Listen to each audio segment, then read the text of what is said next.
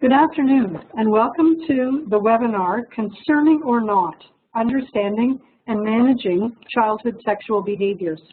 My name is Nancy Falls, and I'm the Manager of Training and Consultation at Radius Child and Youth Services.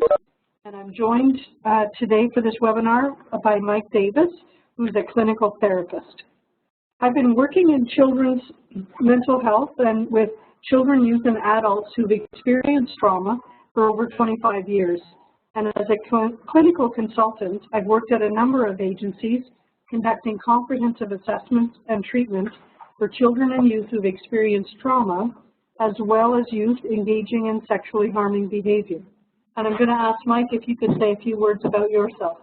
Hello everyone, my name is Mike Davis and I work as well at Radius Youth Services. I actually met Nancy about 22 years ago. We were doing an internship at Safety at the same time, so we've known each other for quite a while, and I've been in the field as well for 25 years. Both at Youth Justice, here, Safety, private work, and right now, while I am an employee of Radius, I'm loaned out to the CYC as a counselor for the CYC program at Boost. So I'll pass it back to Nancy. Thanks, Mike. So I'd like to thank Boost for the opportunity to present to you today. In today's webinar, we hope to share some information about children who engage in concerning sexual behavior. And when we say children, we're referring to those children under the age of 12, and primarily those who have not yet entered puberty. It's important to understand what normative is and what makes behavior concerning. We'll provide some current information on definitions and factors that contribute to the children engaging in this behavior. However, we hope to primarily focus on what you can do as professionals and how to assist parents who present with children who've engaged in concerning sexual behavior. But before I begin, I'd like to share some content with you about Radius Child and Youth Services. As you can see from this slide, Radius is the new name when the Halton Trauma Center was designated to take over the operation of the safety program. Both the Halton Trauma Center and the safety program have a long and rich history of providing specialized services to children, youth, and families.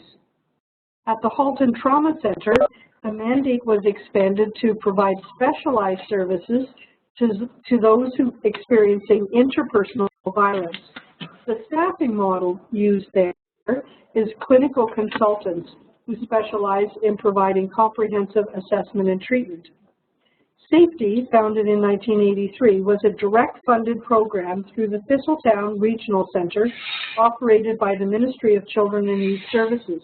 The mandate was to provide specialized services to children and youth and their families who've experienced sexual abuse, children exhibiting concerning sexual behavior, and adolescents who have committed a sexual offense. In addition to providing comprehensive clinical services, the agency was internationally recognized for their research, and particularly the research conducted by Dr. James Worley, which primarily focused on adolescents who sexually offended. In 2012, the government divested themselves of the direct operation of the clinical services, and the operation of the safety program was transferred to the Halton Trauma Center. In 2014, we began a new branding of the two agencies called Radius Child and Youth Services. And this is an important slide to me because I really believe it's important to acknowledge the many contributions of those to the field. So in our desire to build healthy futures for children, youth, and families who've experienced interpersonal violence and trauma, we need to understand the contributions of those who've come before us. We are here in a moment of time with the belief that we are attempting to provide the best possible care using the most effective practices available to us. However, our understanding of those doing the work and who have experienced interpersonal trauma has and will continue to evolve. I want to also thank the contribution of all of the families that we work with. With their courage and commitment, they've allowed us into their lives, and we're grateful for the risk that they took and their faith in us to help them achieve a resolution to a potentially devastating impact of domestic violence, abuse, and neglect. As of June 1st, we'll be harmonizing our mandate to provide specialized services to children and youth and families for all forms of abuse, neglect, and witnessing interpersonal violence. We will provide specialized services to 4 main client groups. So children and youth who've experienced sexual abuse and interpersonal violence. We'll continue to provide services to children engaging in problematic sexual behavior, youth who've sexually harmed, as well as working with families where sexual abuse has occurred. At Radius, we believe in providing a holistic approach to providing youth and family-centered interventions. It's a strength-based approach. Our interdisciplinary team is committed to using evidence-informed practices as we conduct comprehensive assessments and individualized treatment plans for each client. The program is augmented with opportunities for children and youth and parents to participate in groups that provide psychoeducation and/or process-oriented experiences. So understanding what is normative, I'm going to talk a little bit about assumptions and perceptions, stages of child development, and why this is an important topic. Before we talk about child sexual behavior, what is your comfort level? We know that healthy adult sexuality begins at infancy, and some say it actually begins in the womb. We learn how to physically and emotionally bond with our caretakers. This follows basic attachment theory. We also need to understand that we cannot look at child sexual behavior through the lens of adult sexual behavior. Children are naturally curious about the world and they want to explore and experiment. Further, children and adolescent brains are different, both from a developmental perspective and from life experience perspective. Remember, what may be developmentally appropriate for a preschooler may be developmentally inappropriate for an older child. And when we say normal sexual behavior, we do not mean behavior that should be accepted and not addressed, but simply that it does fit the developmental stage and is not clinically concerning. For example, a 2-year-old child running down the mall after pulling their pants down needs a gentle intervention from a caregiver, not a referral to an agency for an assessment. So let's keep it within the developmental context.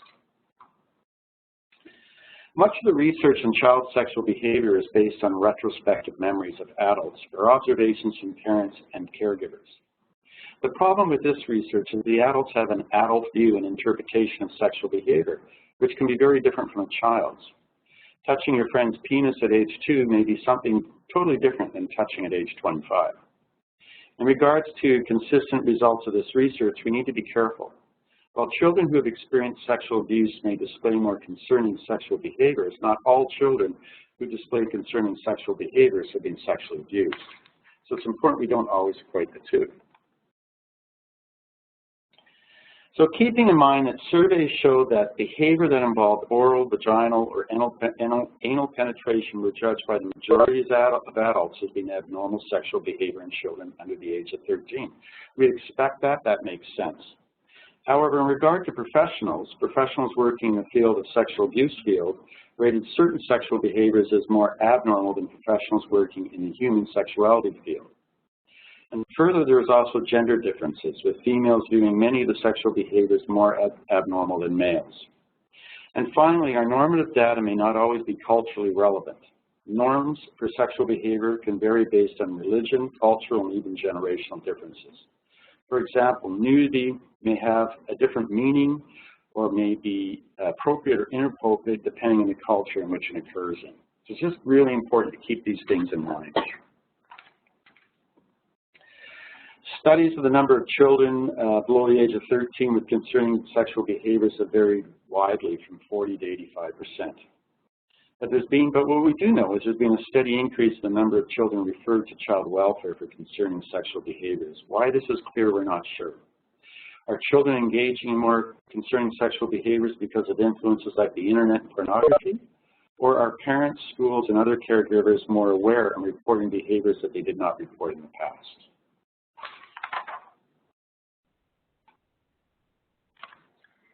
So one of the most significant factors in understanding sexual behaviors is to ensure that the behaviors are viewed within a developmental context. So as Mike referred to, sexual behavior in children includes a number of important developmental stages: infancy, toddler, preschooler, latency, and preteen. As much as has been written on the developmental milestones in all of these areas of functioning. So when working with children, it's essential to have an understanding of what is expected at each stage and age of development. What is appropriate at one stage may not be appropriate at another. For example, 2 5-year-olds showing their private parts is normative, while a 9-year-old showing their private parts to a 5-year-old would be seen as concerning. I'm going to briefly review what is within a normative range for sexual development within the different stages of childhood. However, as Mike said, it's important to, when we look at normative, to view the child within the context of their environment, as well as consider their strengths. Two excellent resources for understanding what is normative for each developmental stage are Tony Cavanaugh-Johnson, who produced a booklet on understanding children's sexual behavior, What's Natural and Healthy, as well as the National Child Traumatic Stress Network is an excellent website for information about children and trauma, including inappropriate sexual behaviors. As Michael stated, we are sexual beings, and at each stage of development, there is expected sexual behaviors that are regular, healthy, and normative. For example, toddlers who are curious about their bodies and other people's bodies are sometimes the cause of embarrassment of parents. They may ask about other people's bodies in situations where parents would rather they not ask. For example, asking about the size of a woman's breast at the checkout counter in the grocery store. For preschool children, they're inherently curious about everything, including body parts.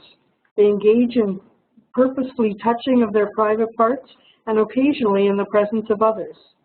At this age and stage, we refer to this as self-stimulation rather than apply an adult frame of masturbating. These children are like sponges in soaking up everything they see, often engaging in mimicking behavior they see, such as kissing or hand-holding. They may say words that they've heard without any understanding of what they mean. For example, saying, "Do you want to have sex?" because they heard someone else say that. Their curiosity can include exploring private parts with children their own age, such as, "I'll show you mine if you show me yours."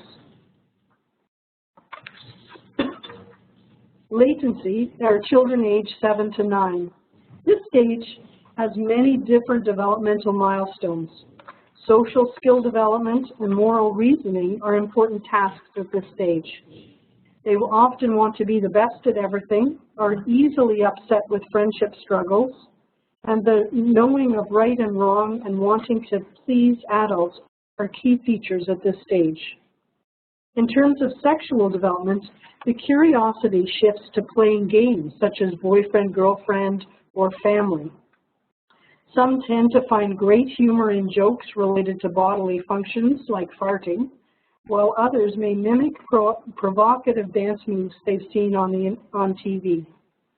They may use sexual words they've heard, yet not really have an understanding of what it means. They become more aware of their bodies and developing a sense of privacy. And pre-adolescents, those children aged 10 to 12, but 13 as well. For many parents, this is the stage when they may see their child change dramatically, purposefully wanting to act and be like a teenager.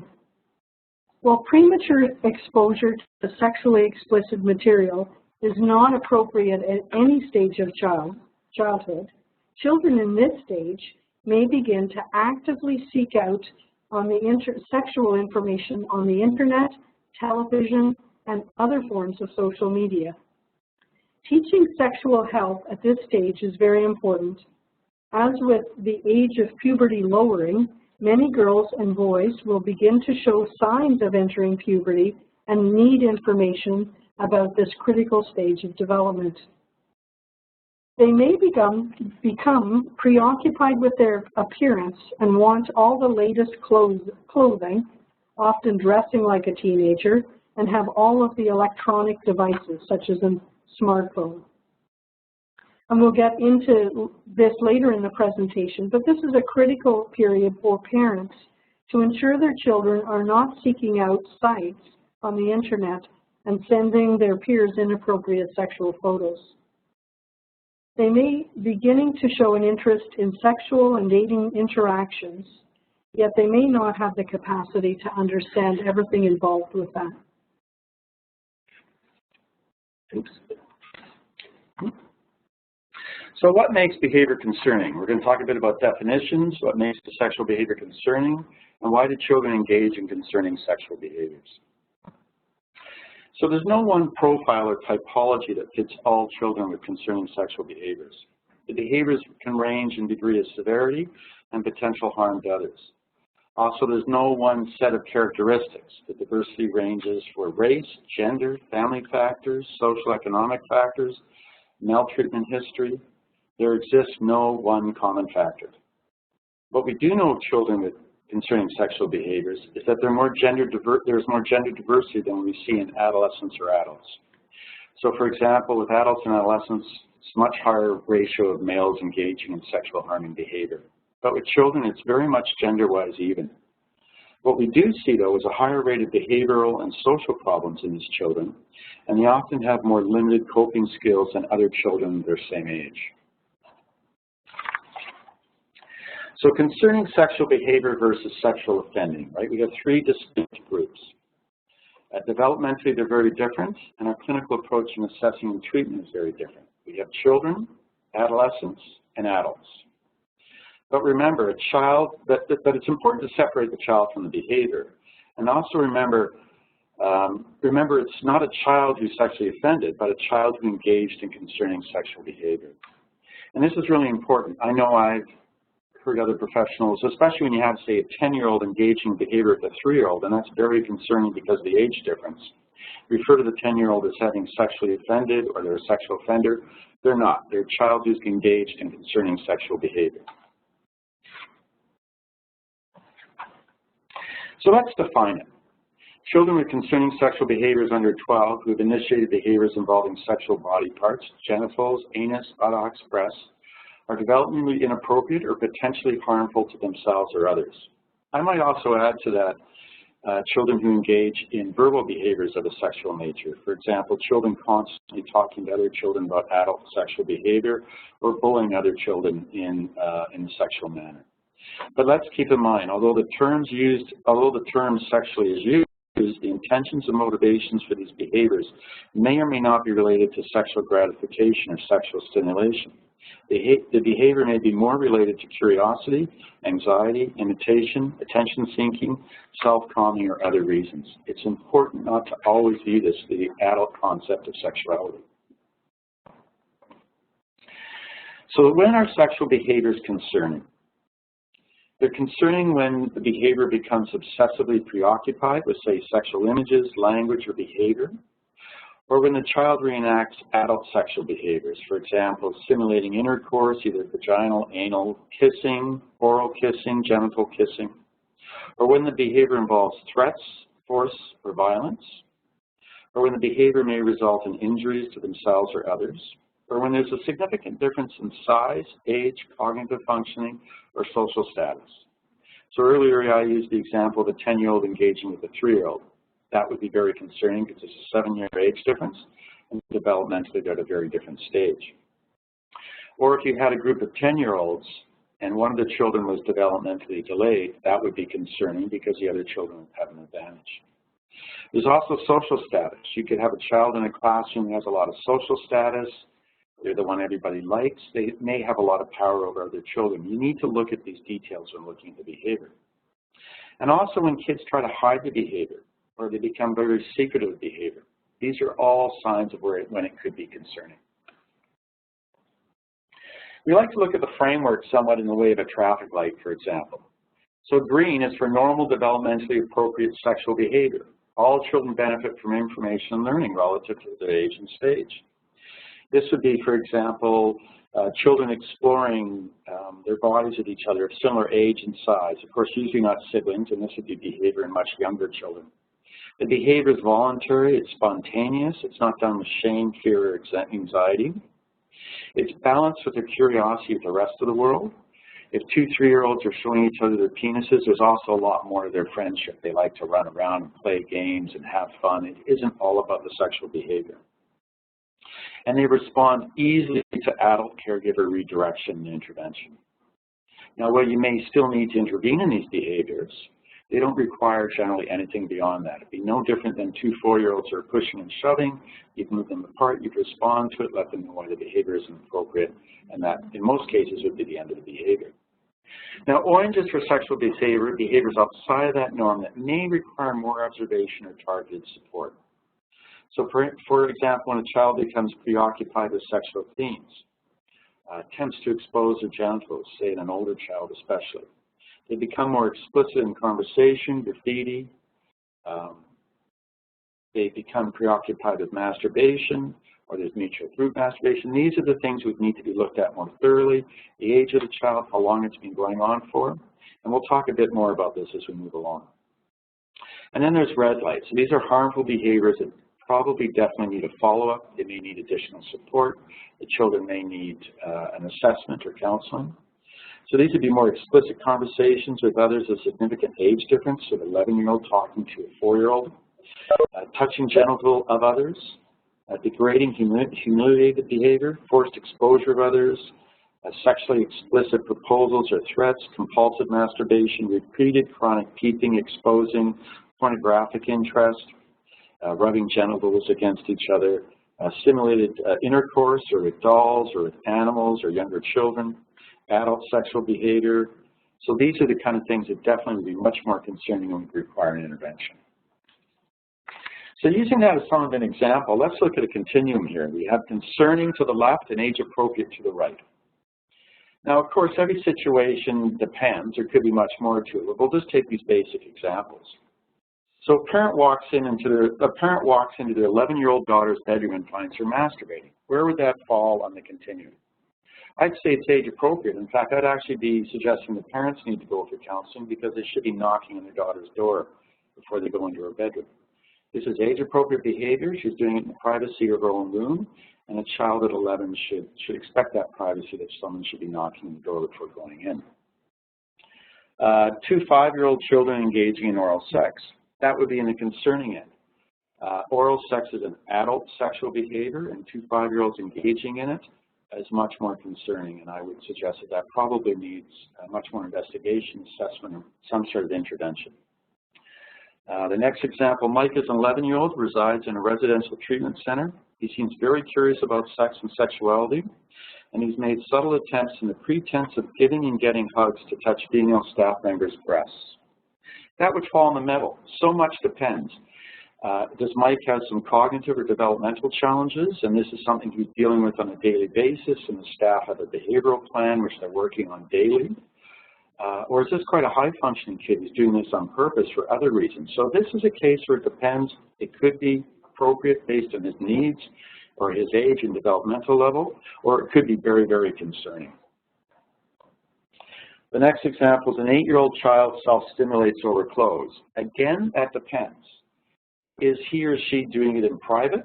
Are they doing it in their own room? Or are they doing it in the living room of the family there? Are they doing it in the classroom? It really would require more looking into to decide where it would fall. A 10-year-old pulls down his pants in front of his friends. Again, it depends.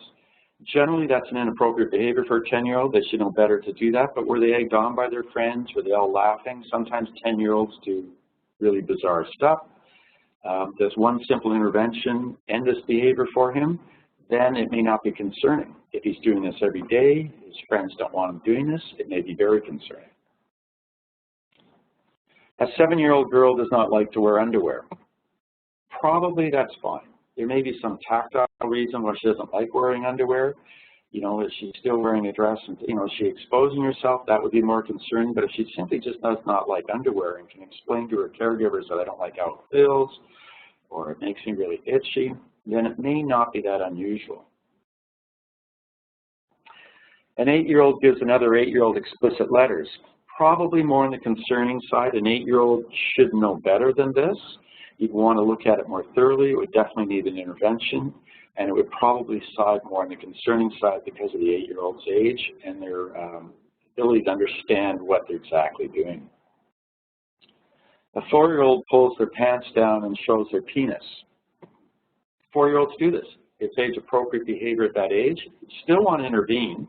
You want to explain to the child why they shouldn't be doing that and redirect them. And we'll talk a bit more about this in regards to the parent area. But in regards to age-appropriate behavior, it's not unusual. A 3-year-old asks other children in the daycare for a blowjob. Again, this depends. This 3-year-old could have been out in the playground. This daycare could have been located in a school that runs from daycare all the way up to grade 8, and may have heard some children in grade 8 using the word blowjob, and they're all laughing and everything, and this 3-year-old thinks that's a funny word and goes into the daycare and says it, and they have absolutely no understanding of what it means. On the other hand, this child may have been exposed to pornography. We don't know. So it sort of depends, but more than likely it falls probably in the right side because kids will say things they don't really understand. An 11-year-old asks other children in the after-school program for a blowjob. Well, that's totally different. An 11-year-old, assuming this child is appropriate developmentally and cognitively for their age, they know what the word means, they know it's inappropriate, and that may be much more concerning and definitely may require more than just an adult intervention.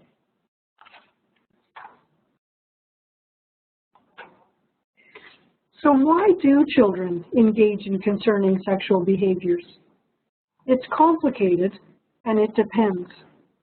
Each child is unique, and it's important to be curious, to be open to possibilities, and to listen and hear the child's understanding of the behavior.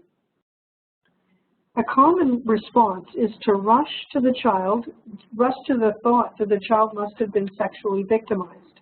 However, we know from research that not all children who engage in concerning sexual behavior have been victimized, and certainly not all children who've been sexually victimized engage in concerning sexual behavior. However, the younger the child, the more likely there might be a victimization history. This slide lists a number of factors that have been found to contribute to a child engaging in concerning sexual behavior. Some of them have sexual origins, and some of them do not. Again, it's important to stress the uniqueness of each child. I like this slide because it visually demonstrates the multitude of contributing factors to a child engaging in sexually harming behavior. Some of the factors are related to the child's internal functioning, and some are related to their family. But the modeling of sexuality and coercion are also significant factors. From my experience, there's no one factor or direct causal link for a child to engage in concerning sexual behavior. Usually it's a combination of a lot of things, which stresses the importance of conducting a comprehensive assessment to determine all of the factors that contributed to the behavior, the child's understanding of the behavior, and unpacking the child's understanding of the response to the behavior.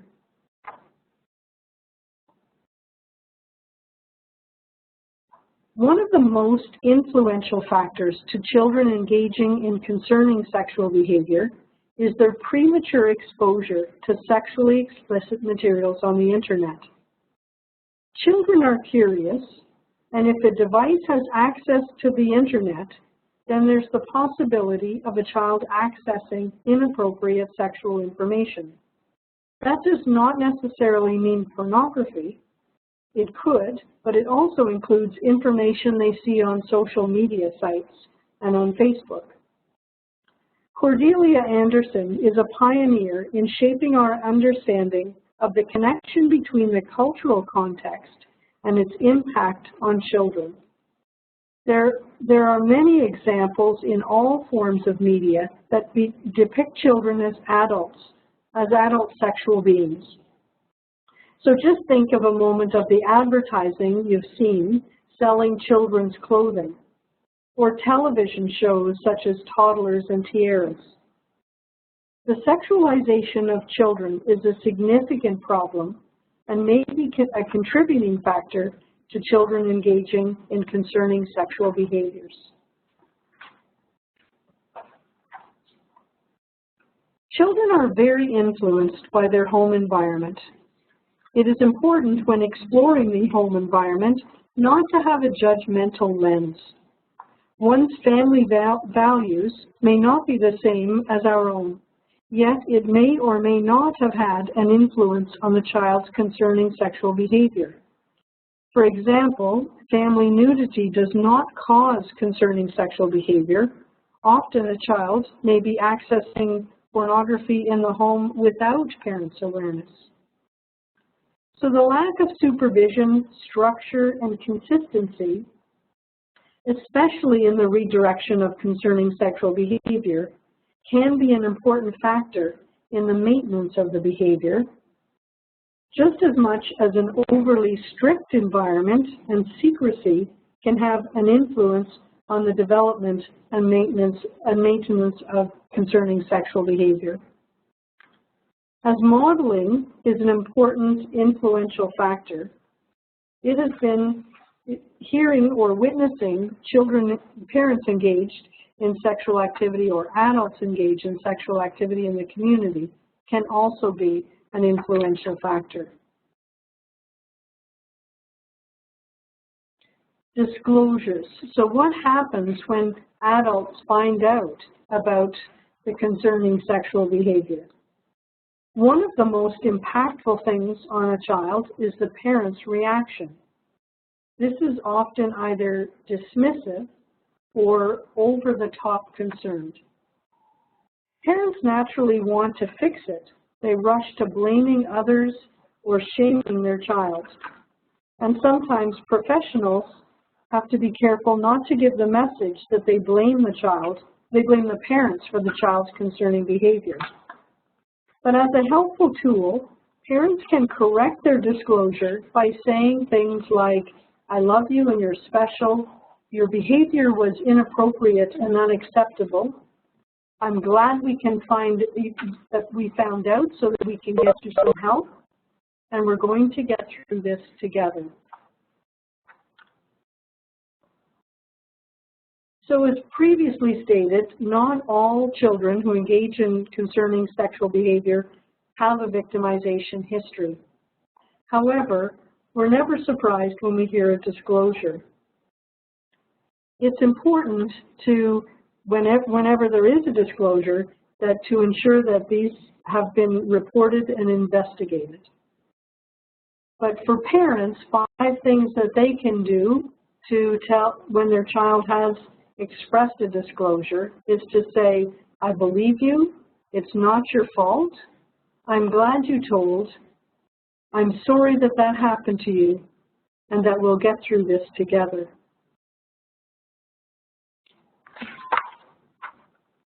While there are factors that influence or contribute to concerning sexual behavior, there are also factors that are considered protective. And it's important to look at these factors as strengths. So also looking at the adult's guidance and supervision, the opportunities for positive and healthy friendships or involvement in activities, having a warm and caring communication relationship with an adult, having adaptive coping strategies, and having healthy boundaries modeled, which support privacy and respect.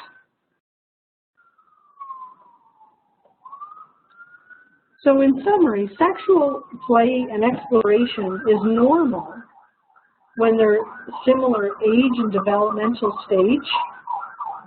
It's unplanned and spontaneous. It happens irregularly and doesn't become a preoccupation. Both children are agreeing, and it doesn't interfere with their regular activities. There's no force or threats. And kids don't have strong feelings of anger or fear after they engage in the behavior. It's also normal when it's not done in secret and when it doesn't have any adult sexual behaviors. So 2 important thoughts to remember. We may never know where the behavior came from, and that's okay. Problematic behaviors learned and can therefore be unlearned, and that's where the intervention becomes so important.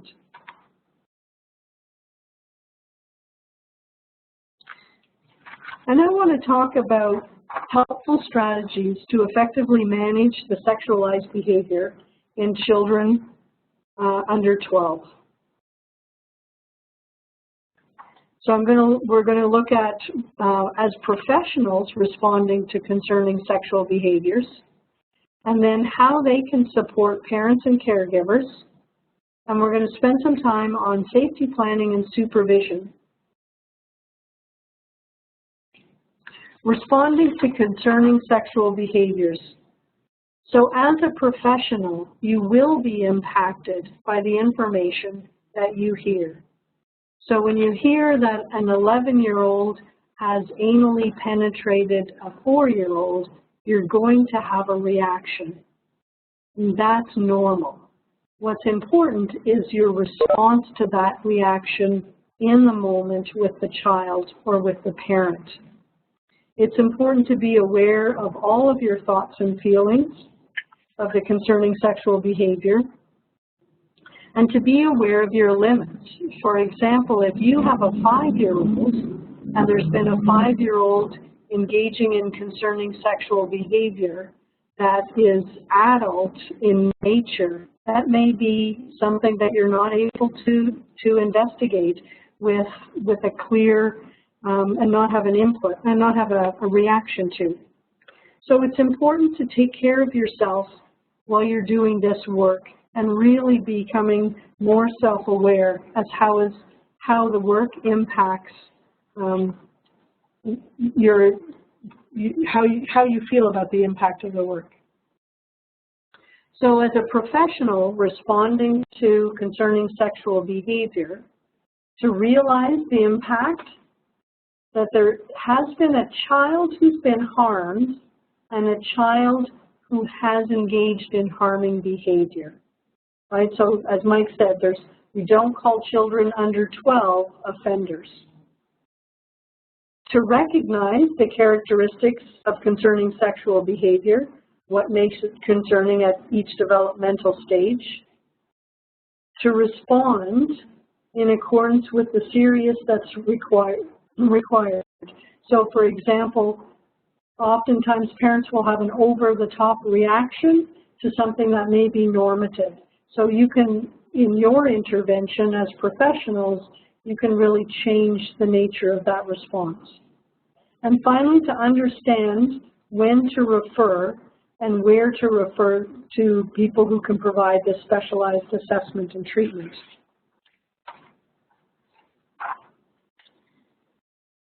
As you're interviewing children with concerning sexual behavior, you're really trying to understand from both the child and the parent what actually happened. What's their understanding of what happened? So it's helpful to use open-ended questions. What were they doing? How did they get the idea? How did they feel about engaging in the behavior? And how did the adults respond when people found out? In communicating with parents, it's really important to not minimize the behavior, but to be very forthcoming.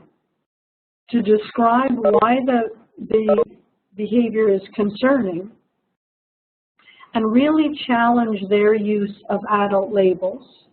So oftentimes parents will be so afraid that their child is going to be a perpetrator or is going to be a pedophile when he grows up. It's important to really alleviate their fears and instill hope of the behavior change.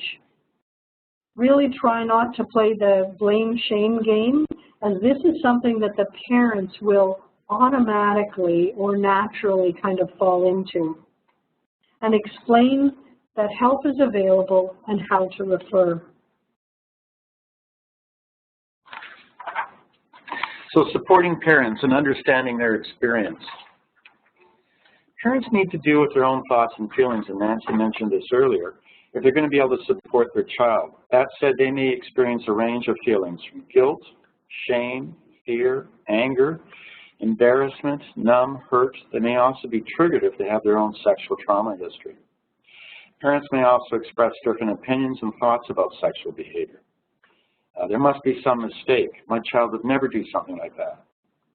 It's not our fault. There's so much sex on TV and everywhere else these days. Kids will be kids. What's the big deal? I'm so ashamed. My son's a pedophile. Where did I go wrong? I'm so angry I could kill her. I feel so helpless. Everyone else is calling the shots now. So many other people are involved. We don't need any help. We'll always handle our own problems as a family. We can put this behind us in no time. To be effective, parents need to believe the child's behavior is problematic. And while we don't want them to minimize, we also don't want them to catastrophize the child's behavior. So looking at these two kids here, you know, they're two boys. We'll guess they're probably 6 and 4, maybe a bit younger, maybe 5 and 3 or 4 and 2. If these two boys were fighting, these two brothers, and a parent came in, so they're pushing and fighting, what would you do? You wouldn't overreact. You wouldn't yell and scream at them. You'd neutralize their behavior, meaning you'd separate them. You'd have them stop the behavior.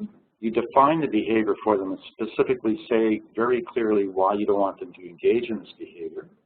You'd probably remind them of the rules in the family, and you'd redirect them to other behaviors, or if the behavior had been going on for a while and there was a set consequence, you'd do that. So that's a typical situation. If the two brothers are playing the train game, which one brother has his penis in the other brother's bum, it's no different. You'd still control your emotions, walking in and discovering that. You'd neutralize the behavior, you'd stop the behavior, you'd define why it was inappropriate, specifically and clearly. You'd state the rules and redirect the child. Now at this point, this particular behavior, due to its adult nature, would probably require further clinical interventions, and that family should seek out other supports. The immediate handling of the behavior is much in the same way.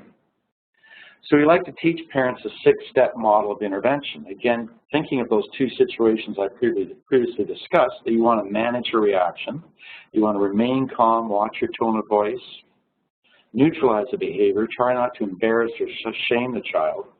So much of a child's impact traumatically from being discovered all has to do with the parent's reaction. So the parent does want to be as calm as possible. Stop the behavior, identify the behavior as inappropriate, define the behavior, tell the child specifically what rules are being broken and why that behavior isn't okay. Be matter-of-fact and firm, clarify what is happening if they break the rule again. Redirect the child to another activity and enforce consequences. Consider increasing supervision, limiting the opportunities to engage in sexually concerning behavior.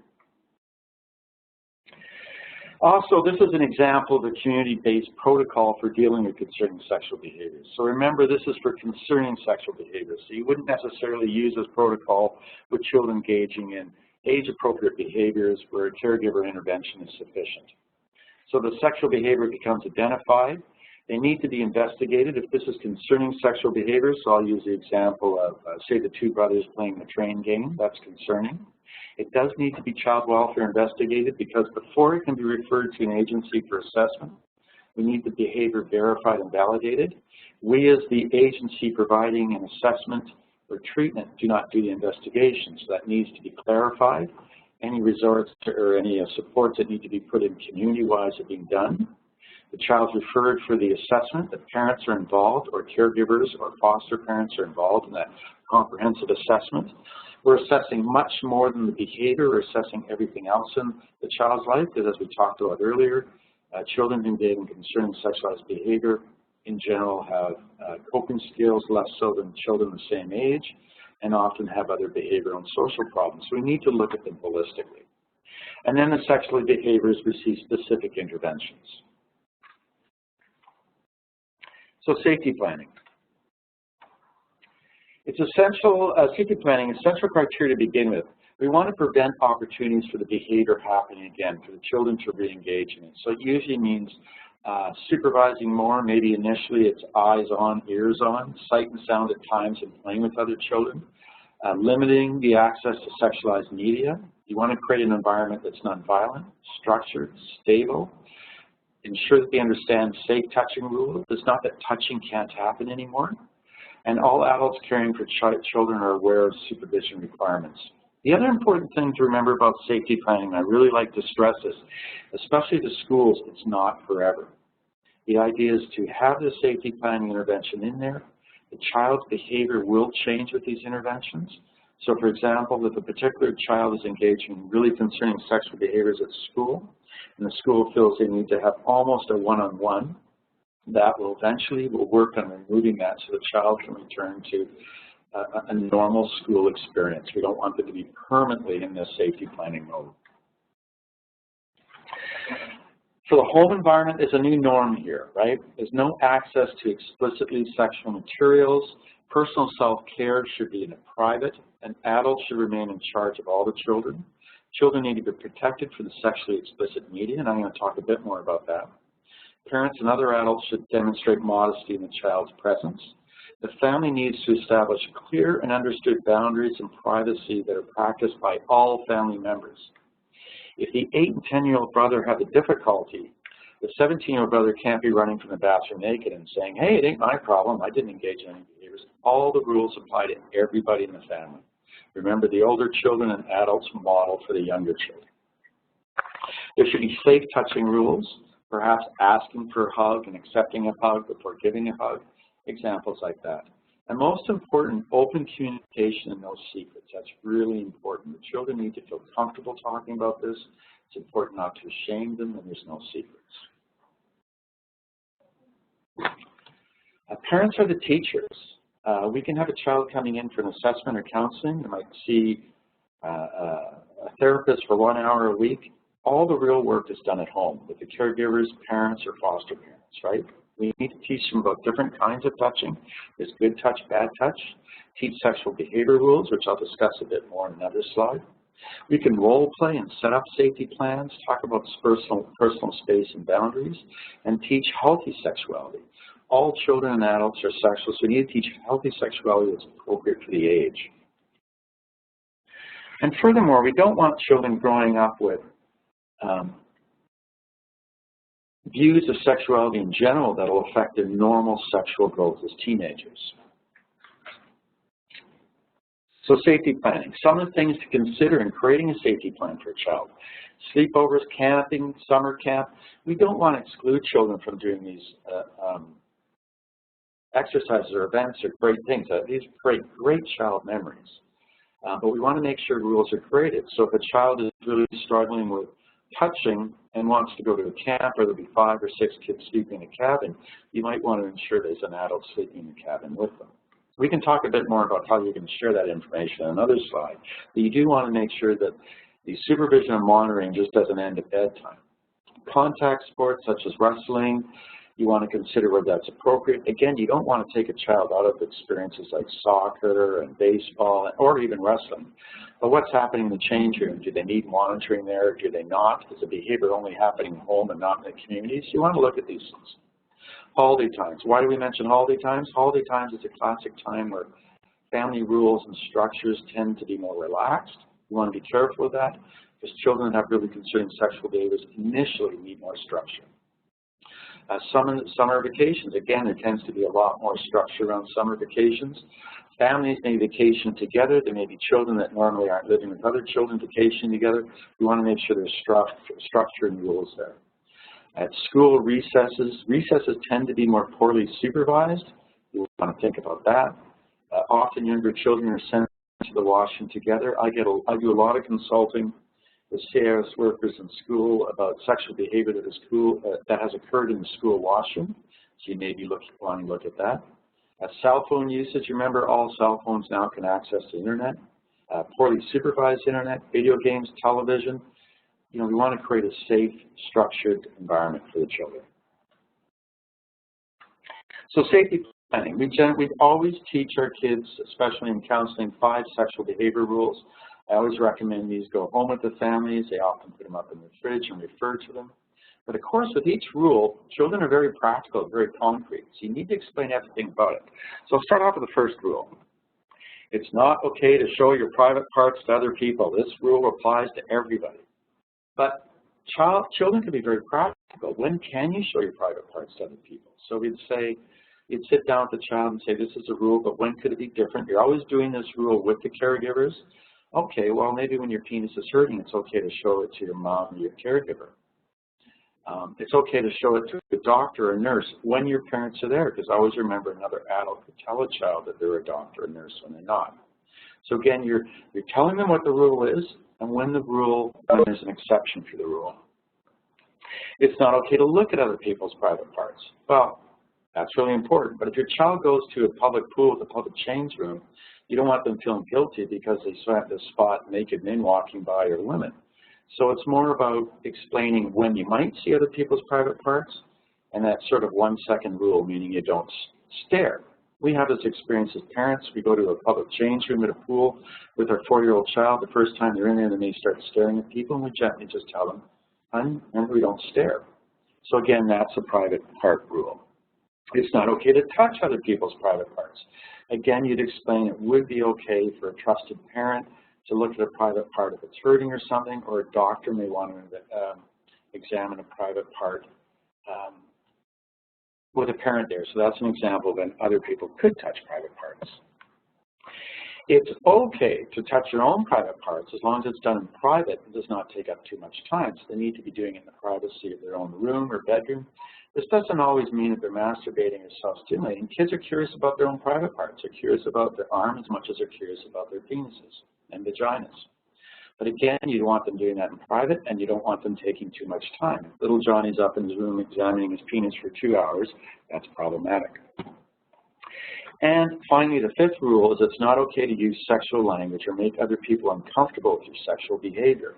So that's non-touching behavior or language. But we also want children to feel confident and safe in using appropriate sexual language, as in body part names, or when someone says something to them or kids are talking about something at school, that they can talk to a parent about it.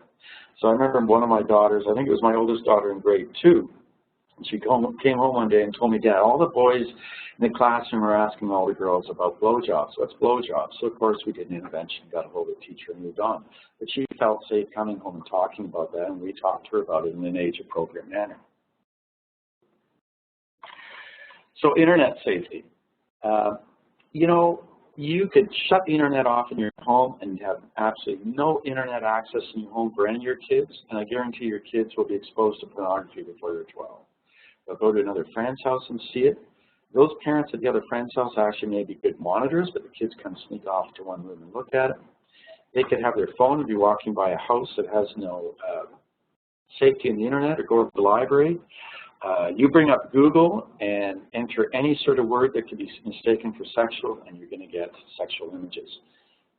So kids are going to be exposed. So while you do want to limit it and control it in the family home, you do still need to educate kids on the possibility of them seeing sexual images. What do they mean? As the kids become older and understand it a bit more, what's being betrayed? Is consent being discussed? Are women being objectified in the pornography? You know, guys delivering pizza don't always get lucky. That isn't how it works. So you want to have those conversations that are appropriate to the age of the child as they grow older. But you want to be implementing safety plans around the internet, controlling devices. If children are on social media under 12, real strict supervision. And again, keeping a really open dialogue so that you can have these discussions with your children. And the impact of pornography, you know, it's not just about blocking sexualized internet sites. It's about having this conversation with your children as they get older. They need to know about this because they are going to be exposed. And so that's really important in creating that language and the safety for your children to have these conversations. There's lots of good books out there for both parents and lots of good books for professionals. There are lots of books that are age appropriate, running right up to adolescence where there's the black books for girls and boys. So if you're interested, I would suggest you go to Parent Bookstore. Their internet site has a listing of great books, chapters, and most of them carry them. So there's lots of good books out there, geared for children, geared for parents, and geared for professionals.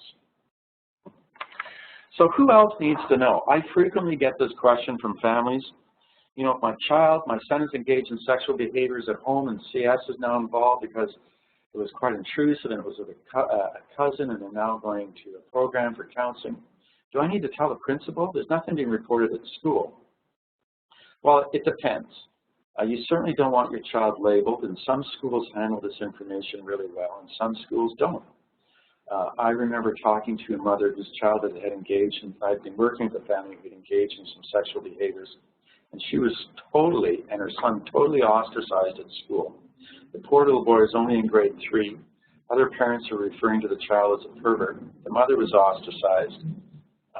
So we need to be careful about who we tell, but we also need to ensure safety. So for example, if your child or the child you're working with is engaging in concerning sexual behaviors and about to go away in a school program for a weekend, I'd want to make sure that there's an adult there that understands the child does have some problematic behaviors. Make sure that there's a good supervision plan, the child or the children are not being left alone in a tent or the cabin or whatever. It would probably be really good if that particular parent or caregiver could go as a parent volunteer in that trip, but the whole school wouldn't necessarily need to know. Now, if the behavior happened at school and the child is having problems in a larger social context with a larger group of children about impulsive behaviors of a sexual nature, then you may want to be concerned about that child going to Cubs or Brownies or the baseball team, where again there's a large group of children. So you want to watch that and make sure they're monitoring. So you really need to gauge each situation by the particular needs. But again, keeping in mind that children can be labeled, and we want to be really careful of that. So again, helpful hints for parents. You know, they learn to recognize their child's triggers. What triggers them? What triggers a behavior? What happens where they'll engage in that behavior? Emphasize self-control. Let them know you believe in their ability for self-control and that they can try something totally different next time. So that's empowering your child. Help your child to manage your behaviors. What's okay in private?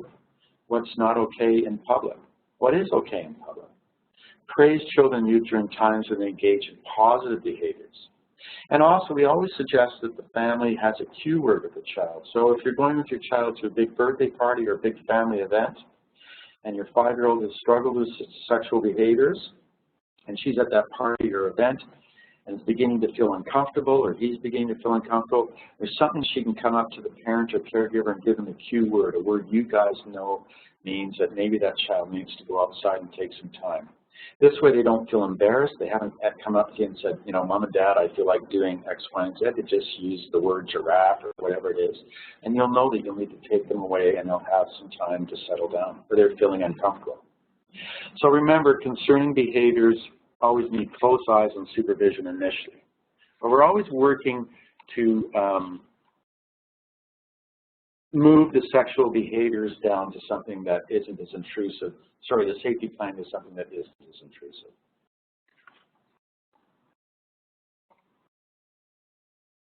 So remember, the building blocks of sexual health are laid throughout childhood.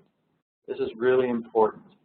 Teaching that baby or cuddling that baby, nursing that baby, stroking that baby, coddling that baby creates a safety for a small child to physically interact with an adult. That's the beginning of it. You want to continue that all through childhood. So to assist children in establishing and maintaining sexual health, we want a positive support network, pro-social hobbies and interests in other activities, so children are learning how to interact with other kids in a pro-social way, maintaining positive family relationships, positive peer relationships, Positive coping skills. Children do experience stress. How do they deal with it? Frequently we see children who engage in sexual behavior when they feel stressed. So how are they dealing with life's coping skills? Positive sexual knowledge, attitudes and interests and behaviors, positive views on body and body health, real names for body parts. And the other thing you want is a realistic future goals. You know, kids who have realistic beliefs in the future. So the goal in regards to concerning sexual behaviors is to move forward to healthy sexual future and healthy adolescence and adult sexuality. Well, we've actually finished our presentation kind of early. Is there any questions from the audience? Do we have any? Or if anyone has any questions, we're still here and we can certainly take them on. Can